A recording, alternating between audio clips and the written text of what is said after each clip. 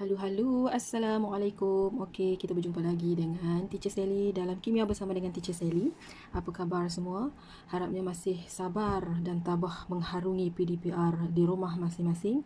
So, hari ini kita akan continue our last topic. Okey, masih dalam tajuk sebatian kimia. So, hari ini kita akan go through another section of tindak balas kimia. So, hari ini kita akan fokus more on tindak balas yang melibatkan alkana, alkina dan juga alkohol.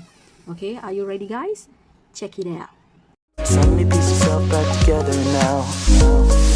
What's your vision?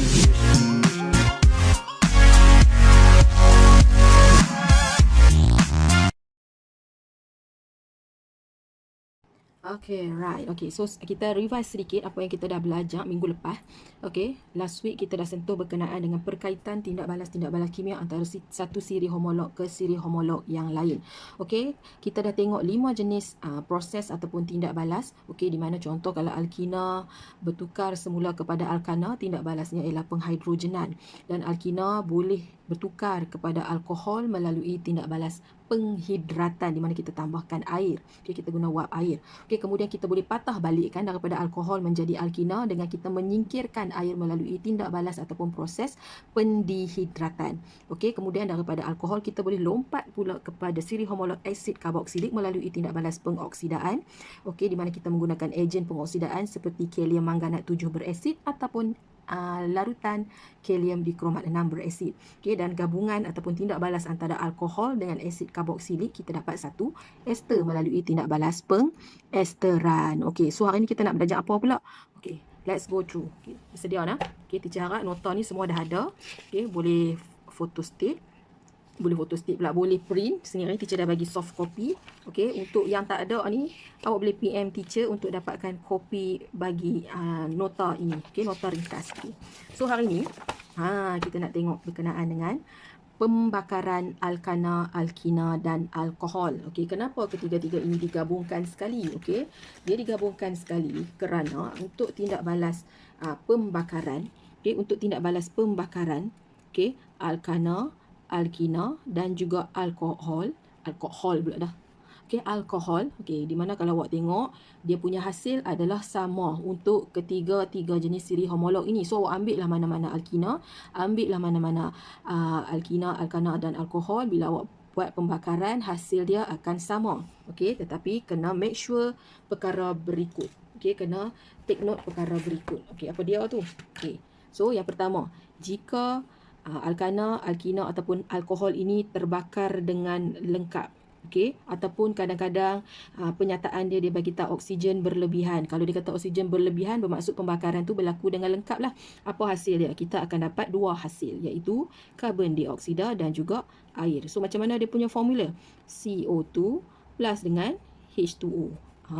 Itu apabila dia terbakar dengan lengkap. Bermaksud ambil lah mana-mana alkana, mana-mana alkina, mana-mana alkohol. Bila dia mention terbakar dengan lengkap ataupun terbakar di dalam oksigen yang berlebihan, dua ini sahaja hasil dia. So tak payah pening.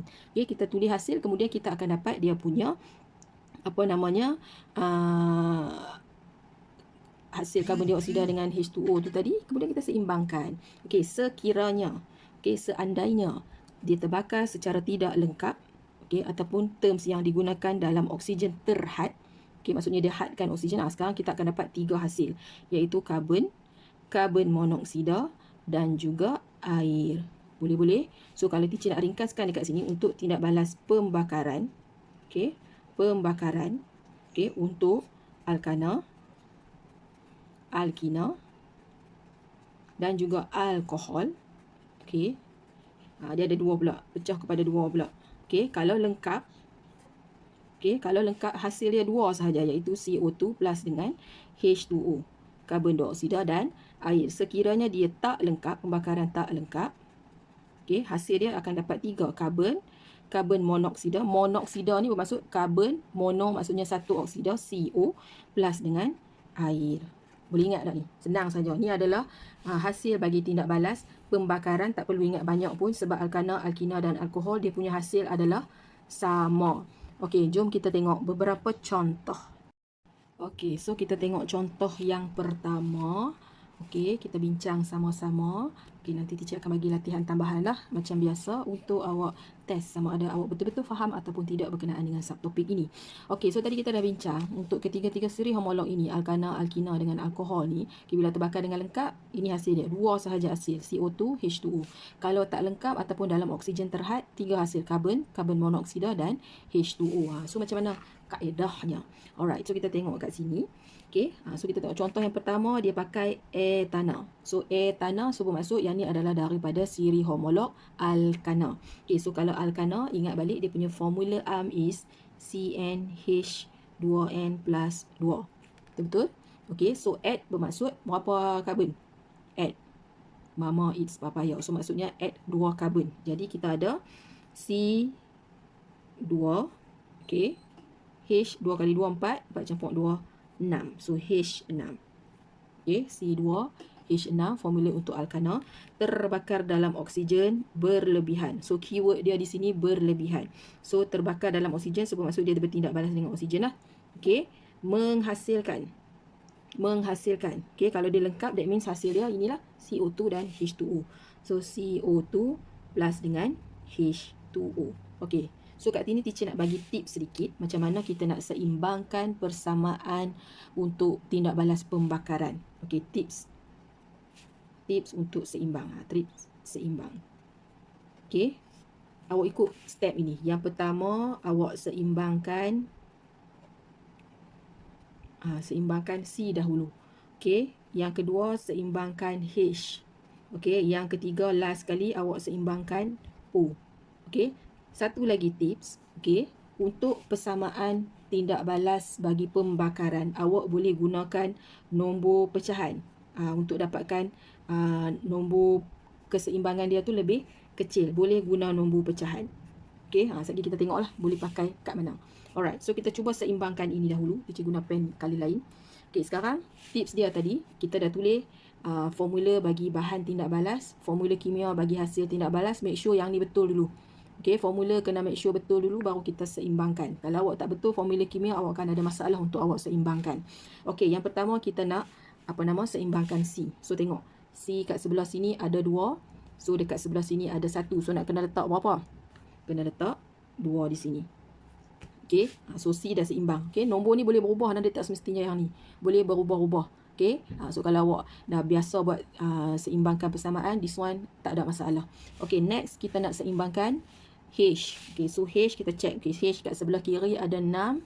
Dekat sebelah kanan ada 2. So nak kena buat apa? Kita kena letak 3 di sini supaya bilangan H sebelah kanan 6. 3 kali 2, 6. Sebelah kiri pun 6. Okay, settle. Hidrogen dah seimbang kiri dan kanan. Sekarang kita nak seimbangkan oksigen O. So kita check. Sebelah sini ada berapa? Ni CO2. So bermaksud kat sini O dia ada 4. Dekat sini O dia ada 3 kali ni 3.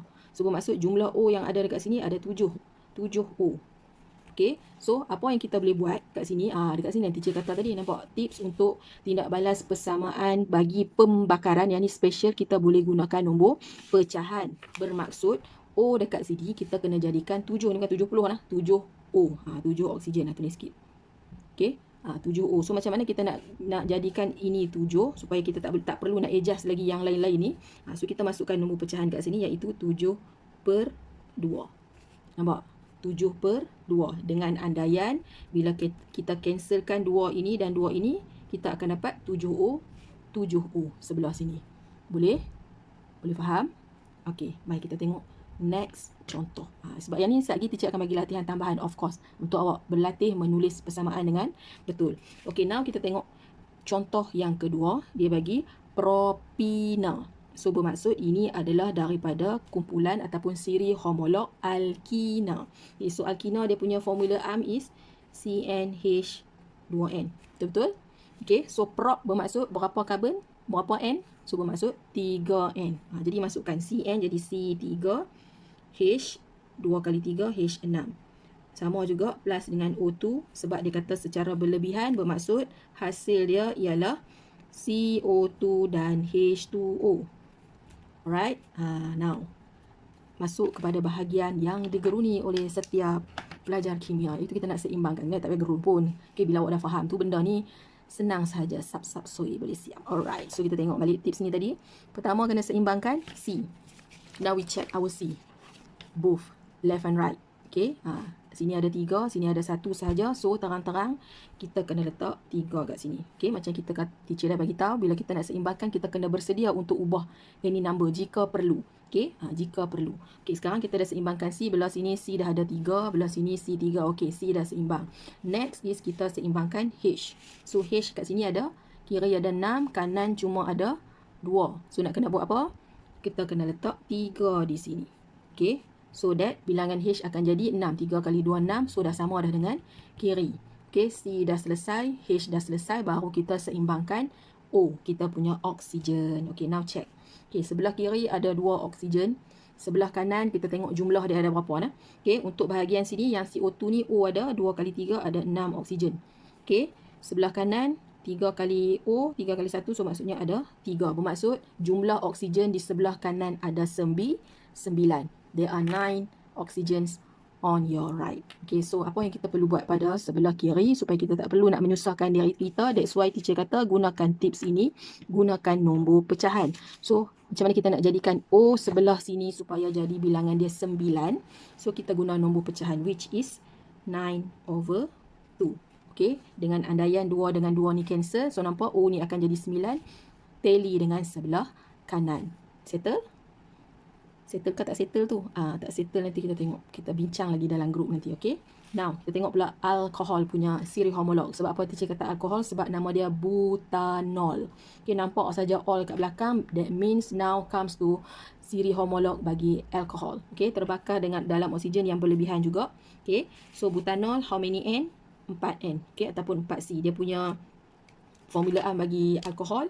Biasakan bila awak sebut, awak tulis formula A. Awak sebut, tulis formula A supaya awak tak lupa formula A dia. Okay, so CN, H, 2N, plus 1.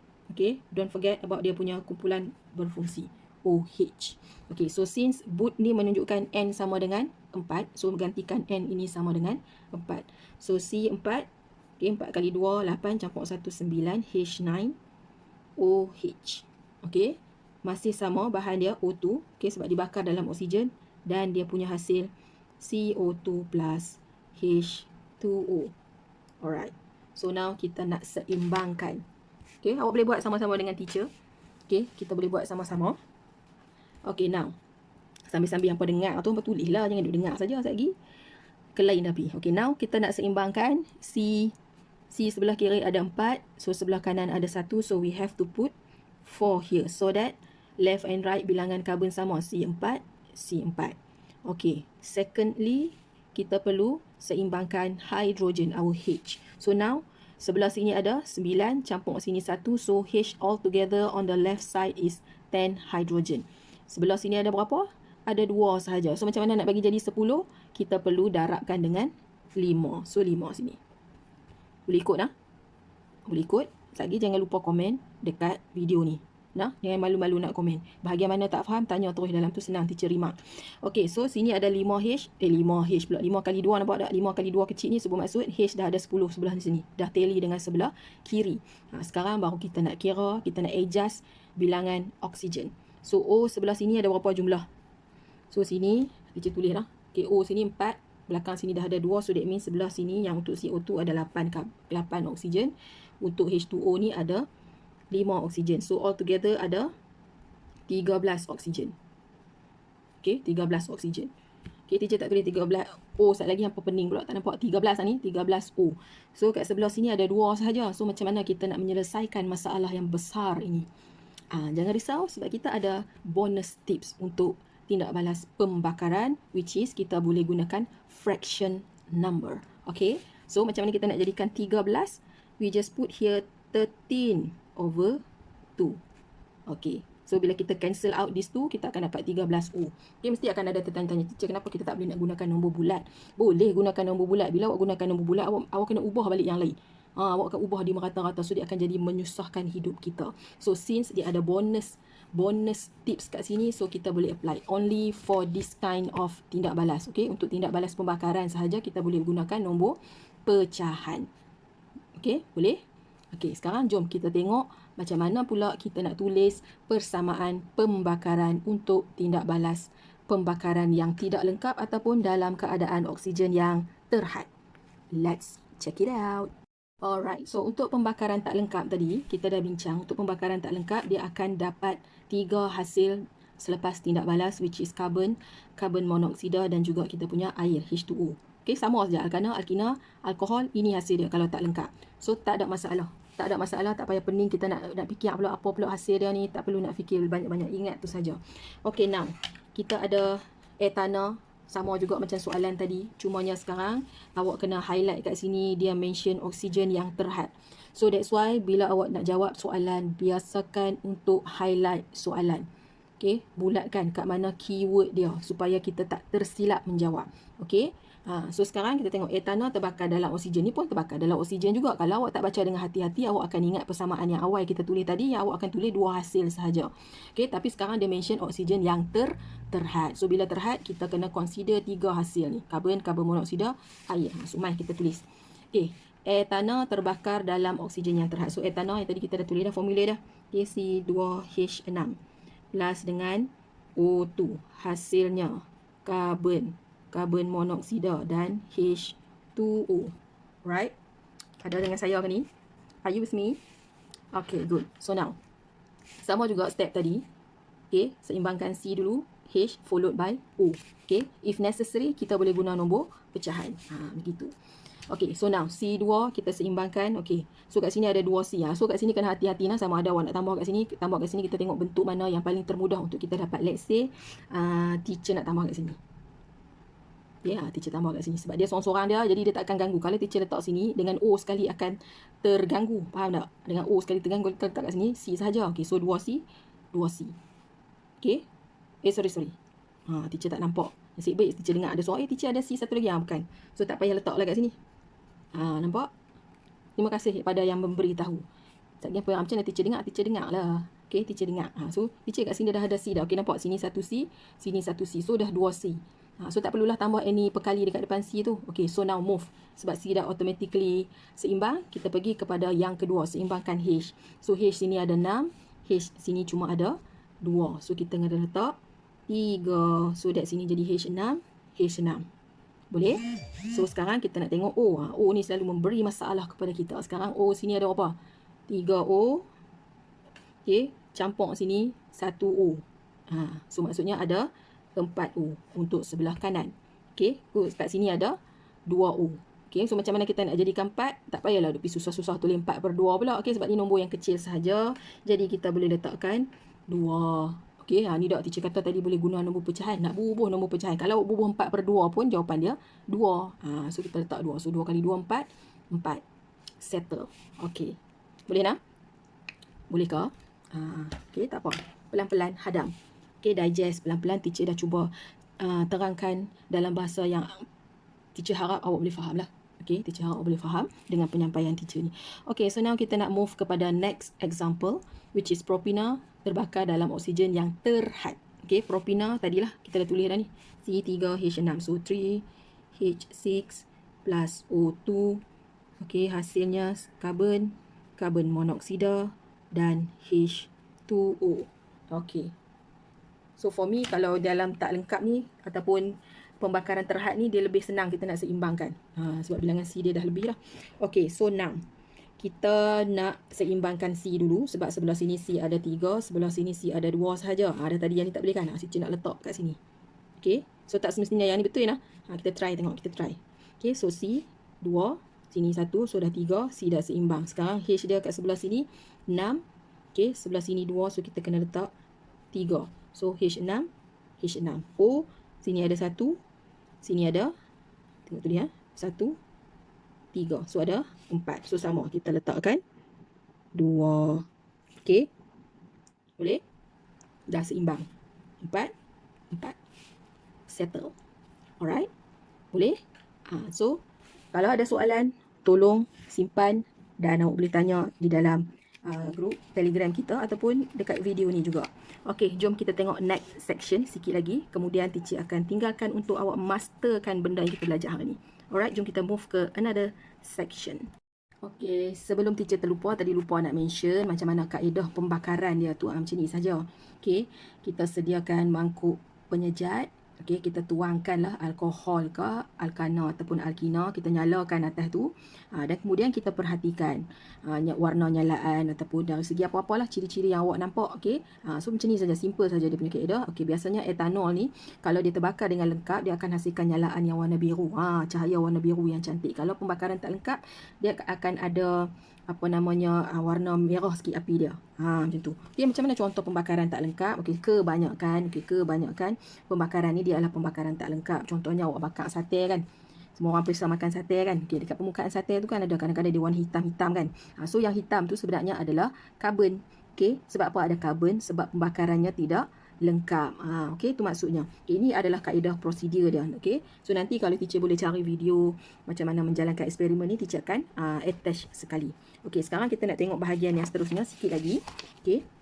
Kita nak tengok perbandingan dan perbezaan antara alkana dan juga alkina. Ni pun antara soalan yang famous, very simple. Okay, macam mana kita nak bezakan alkana dengan alkina? Sebab physically, kalau teacher masukkan di dalam bikar, dua-duanya tu nampak sama. Dia tidak berwarna.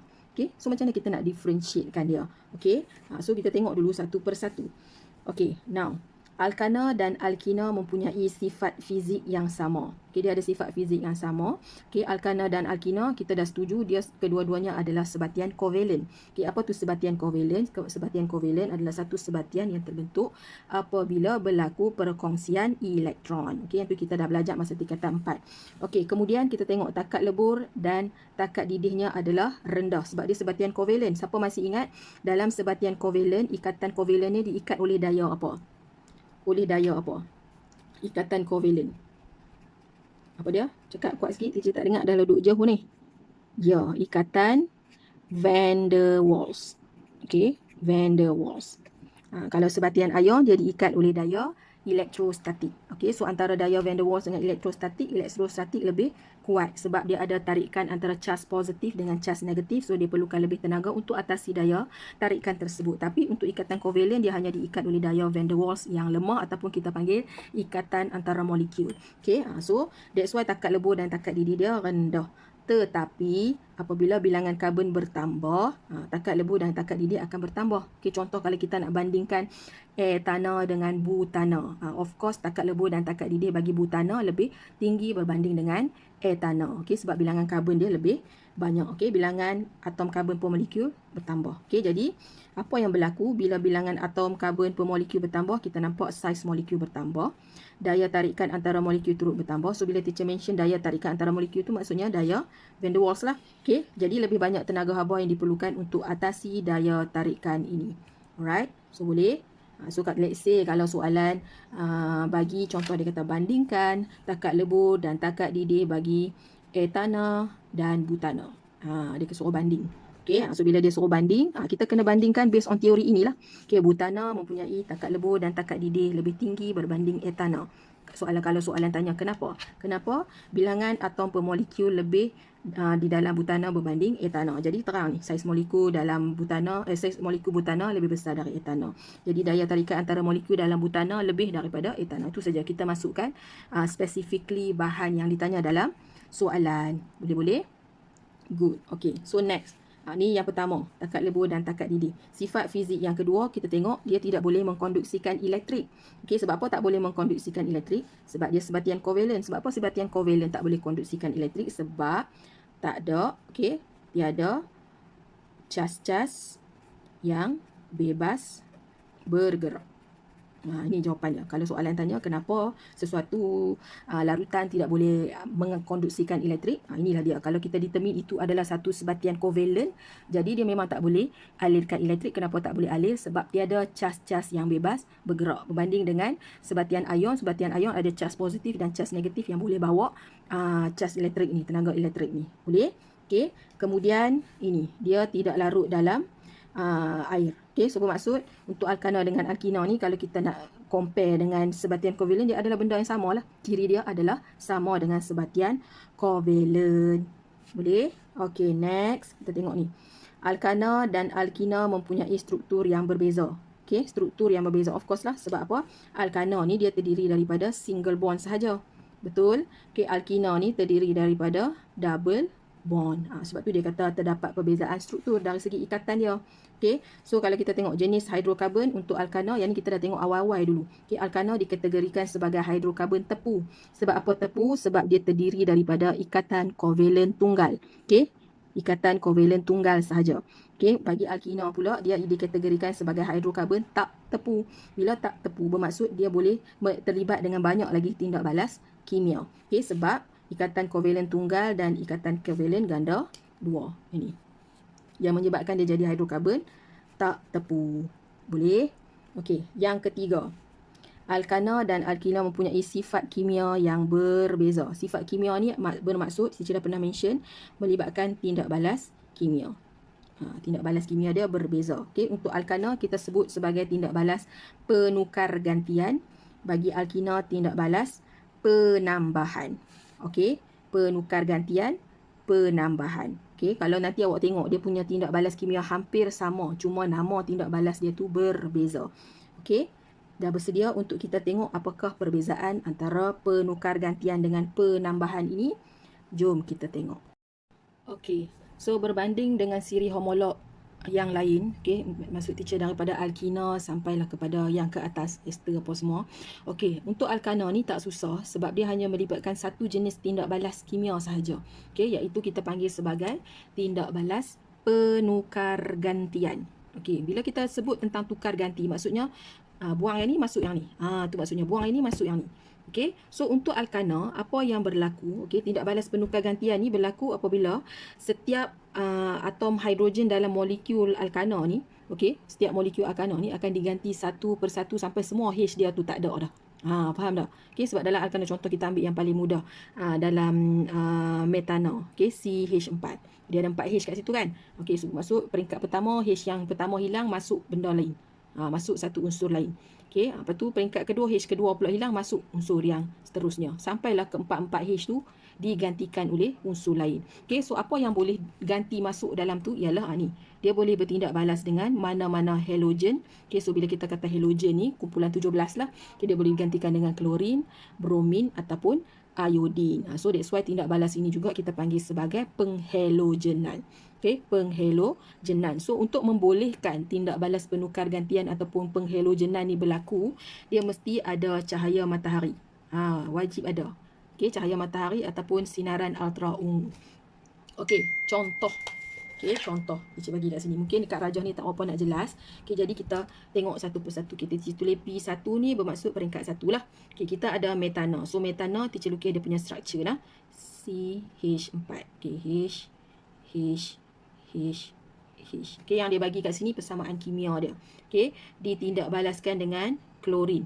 So bermaksud tak semestinya klorin lah, mungkin boleh jadi bromin ataupun iodin. Tapi teacher nak bagi tally dengan contoh yang ada kat sini, teacher guna klorin. So apa yang berlaku untuk peringkat yang pertama? Okey, untuk peringkat yang pertama disebabkan ini kita panggil penukar gantian. Katalah kita ambil yang ni H sebagai H yang pertama. Teacher label lah, senang. Okey, teacher label. Okey, katalah yang ni H1, H2, H3, H yang keempat. Okay, katakan untuk peringkat yang pertama, H1 ni yang akan digantikan. Okay, H1 ini yang akan digantikan dengan klorin. So H1 ni keluar, Cl masuk. Okay, so apa akan jadi? Dia akan jadi C, H. Okay, H ni tadi, H1 ni akan digantikan oleh Cl, H. Okay, so pergi mana Cl dengan H yang satu lagi? Dia akan jadi HCl. Boleh? So ini peringkat yang pertama. That's why dia jadi sini, nampak ni? CH4 tambah klorin dengan kehadiran cahaya matahari ataupun sinar UV. So kita akan dapat klorometana. Betul tak nama dia klorometana? Betul kan? Okey, klorometana. Okey, ingat balik sistem IUPAC. Dia akan namakan ikut sistem penamaan IUPAC. Kalau ikutkan satu klorometana lah, tapi biasanya satu tu kita tak mention.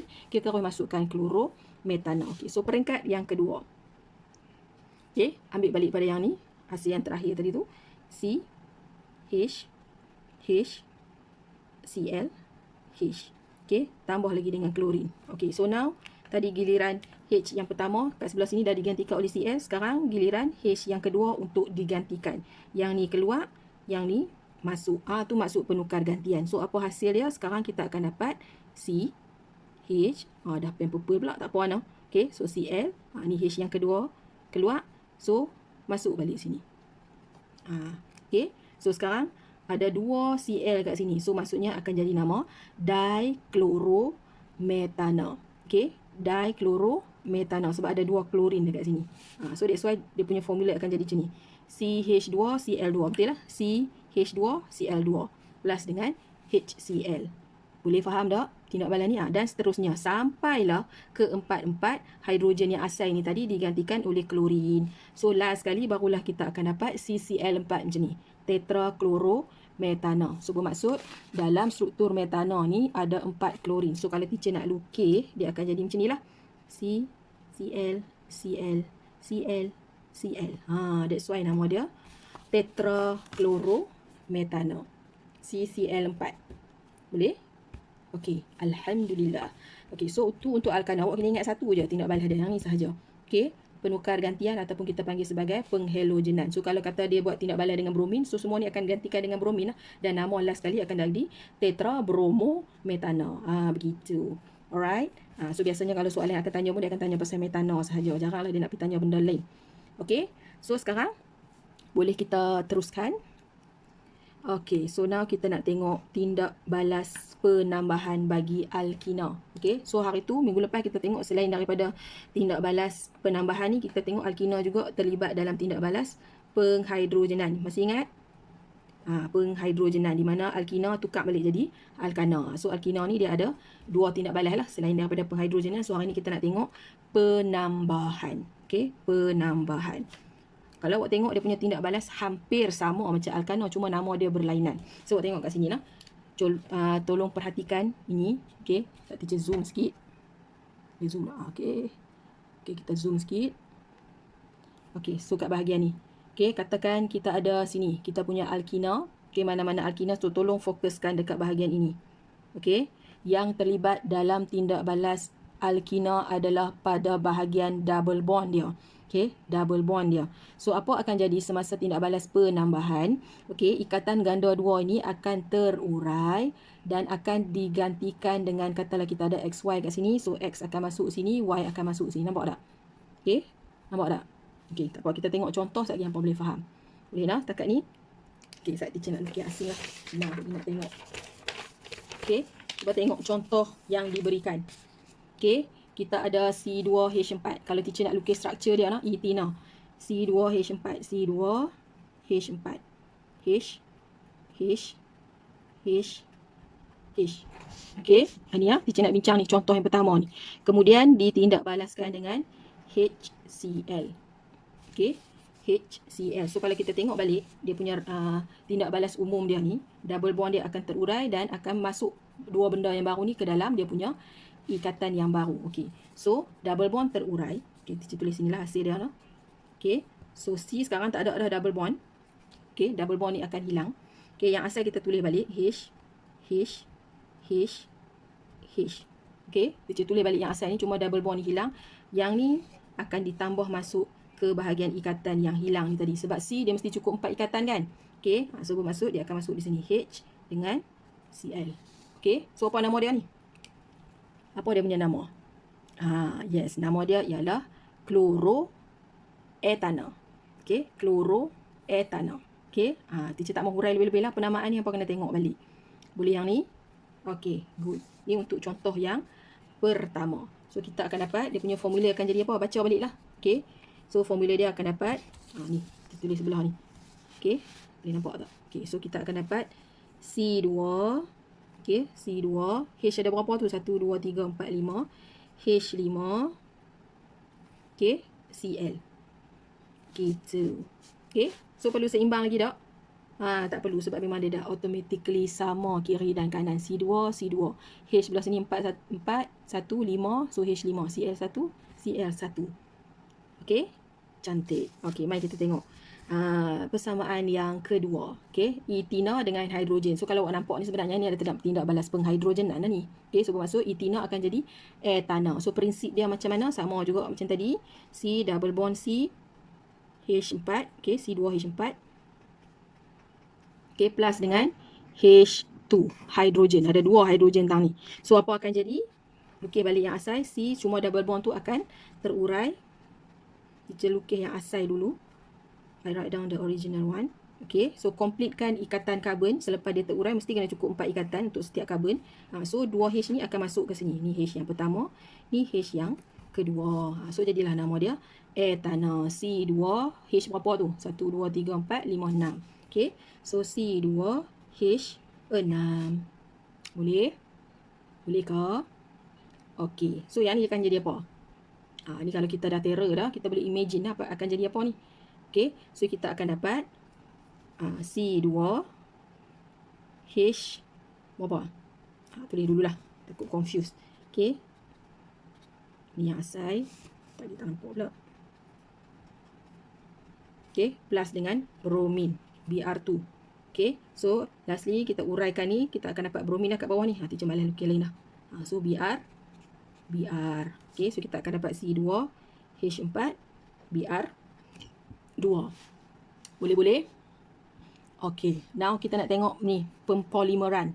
Okay, polimer. Polimer maksudnya kita panjangkan lagi rantai etina tu. Apa dia pula tu? Jom kita tengok sikit lagi. Lepas tu kita dah boleh uji kefahaman masing-masing.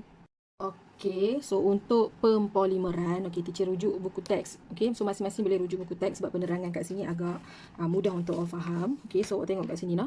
Tindak balas pempolimeran penambahan. Okay, yang ni kita cuma rujuk tentang etina sahaja yang biasanya lah. Okay, so molekul alkina yang kecil mengalami tindak balas penambahan antara satu sama lain. Okay, di mana molekul-molekul alkina ni akan bergabung, okay, membentuk molekul rantai panjang yang mana kita panggil sebagai polimer.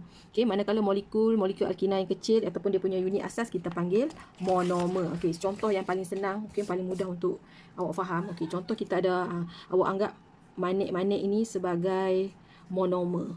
Okay, monomer. Jadi monomer. Okay, let's say awak ambil benang, kemudian awak cantumkan semua manik-manik ni. Okay, so awak cantumlah, dia boleh jadi mungkin lagi panjang lah. Okay, so bila dah jadi panjang macam ni, gabungan monomer ini kita panggil sebagai polimer. Itu yang kita panggil sebagai pempolimeran ni. So proses ni kita panggil sebagai pempolimeran lah. Katakan ini kita ada satu etina. Yang ni etina juga. Okay, etina. So kita gabungkan etina ini menjadi pempolimeran penambahan. Itu maksud dia. Okay, so tindak balas monomer alkina menjadi polimer dipanggil pempolimeran penambahan. Itu maksud dia.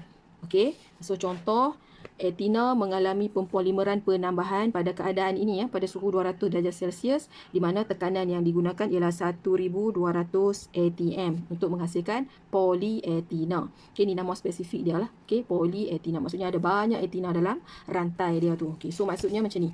Okay, so maksudnya macam ni. Okay, tindak balas ini diringkaskan sebegini. So maksudnya kalau awak nampak kat sini, ini ada satu etina, ditambahkan kepada satu etina, tambah lagi dia boleh jadi banyak lah. Okay, banyak etina. Okay, so dalam proses penambahan kita tahu tadi, rantai ikatan ganda 2 ni akan terurai. Okay, so bila terurai, kita akan dapat satu rantai panjang polietina. Nampak? Tak ada lagi double bond kat situ. Semua dah jadi single bond bergabung. Okay, so maksudnya ini monomer etina. Okay, bergabung menjadi satu rantai polimer ataupun nama spesifiknya polietina. Dia boleh jadi beribu-ribu etina yang bergabung menjadi polietina. So kalau dalam soalan awak nak tulis macam mana dia punya persamaan, tulis macam ni sahaja. Okay, so maksudnya N ni adalah sebarang integer, 100 ke, 1000 ke, 10,000 ke. Okay, bila mengalami proses pempolimeran, so awak kena buat macam ni. Buang dia punya double bond. Okay, dia hanya tinggal single macam ni. Dan di luarnya N. N dengan nilai N ni akan sama lah. Cuma kita gunakan sebagai N sahaja. So itulah yang dinamakan pempolimeran penambahan. Boleh-boleh. So kalau kata kita nak tulis dalam soalan, awak nak tulis dalam nota ni tadi. Okay, pempolimeran etina ni tadi. So kita tulis double bond C H H H H. Okay, macam tu. Kemudian kita letakkan N. Okay, so selepas proses pempolimeran, kita kena buat anak panah macam tu. Okay, C. Dah tak ada dah double bond tu nah. Double bond tu dah hilang sebab dia dah mengalami penambahan dengan etina yang lain. Okay, dekat luar ni kita letakkan N. Simple saja. So inilah tindak balas pempolimeran penambahan bagi etina. Okey. So itu sahaja untuk pembelajaran kita pada hari ini. Teacher rasa dah banyak sangat. Okey, takut lagi teacher masuk banyak-banyak, hampa lagi blur pula. Okey. So teacher tamatkan dekat sini. Latihan, tolong rujuk grup Telegram. Alright, sebarang soalan tolong dropkan pada ruangan komen ataupun awak boleh masukkan dalam grup kimia kita. Okey. So sekian saja daripada teacher. Assalamualaikum.